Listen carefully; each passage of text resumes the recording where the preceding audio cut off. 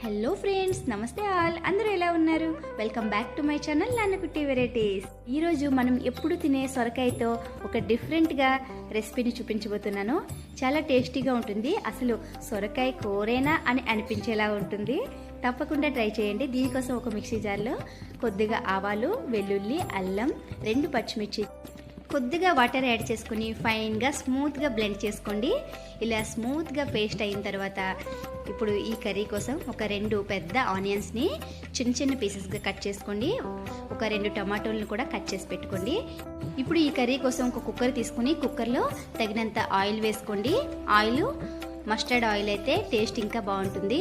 ఇలా ఆయిల్ వేసుకున్న తర్వాత పోపు దినుసులను కూడా యాడ్ చేసుకొని కట్ చేసిన ఆనియన్స్ని కూడా వేసుకొని బాగా ఫ్రై చేసుకోండి. ఆనియన్స్ కొంచెం ఫ్రై అయిన తర్వాత మనం ప్రిపేర్ చేసుకున్న మసాలా పేస్ట్ని కూడా యాడ్ చేసి కొద్దిగా వాటర్ యాడ్ చేసి ఇలా కుక్ అవుతున్నప్పుడు కొద్దిగా పసుపు, టేస్ట్కి తగినంత ఉప్పు, ఇంకా కారం కూడా యాడ్ చేసుకోండి. ఇలా వేసుకొని ఈ పేస్ట్ మొత్తం మంచిగా ఈ విధంగా కుక్ అయ్యి ఆయిల్ మొత్తం పైకి సపరేట్ అయ్యేలాగా బాగా ఫ్రై చేసుకోండి. ఇది మంచిగా ఫ్రై అయితే కర్రీకి టేస్ట్ చాలా బాగుంటుంది.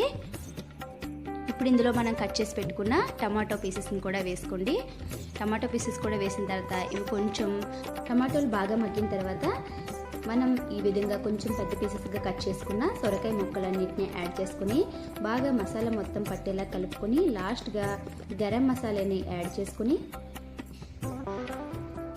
ఇంకొకసారి బాగా కలిపి కూర మునిగేంత వరకు కొద్దిగా వాటర్ యాడ్ చేసుకుని 2 విజిల్స్ వచ్చే వరకు కుక్ చేసుకుంటే చాలా సింపుల్గా ఈ కర్రీ అయితే రెడీ అయిపోతుంది.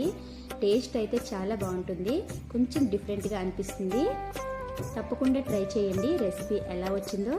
అసలు మీకు ఈ రెసిపీ కుక్కర్లో చేసుకోవడం ఇష్టం లేకపోతే నార్మల్ బాండీలో కూడా చేసుకోవచ్చు. కొద్దిగా టైం పడుతుంది అంతే. లేదు అంటే కుక్కర్లో అయితే టోటల్గా 5 మినిట్స్లో కర్రీ అయితే రెడీ అయిపోతుంది.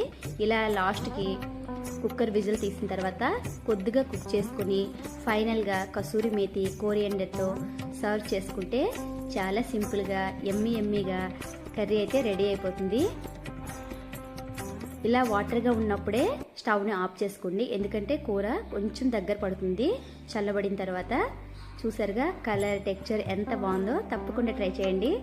వీడియో నచ్చితే లైక్ చేసుకోండి. Okay friends, bye bye. See you next video. ఆగండి, సబ్స్క్రైబ్ చేసుకున్నారా? Thank you for watching.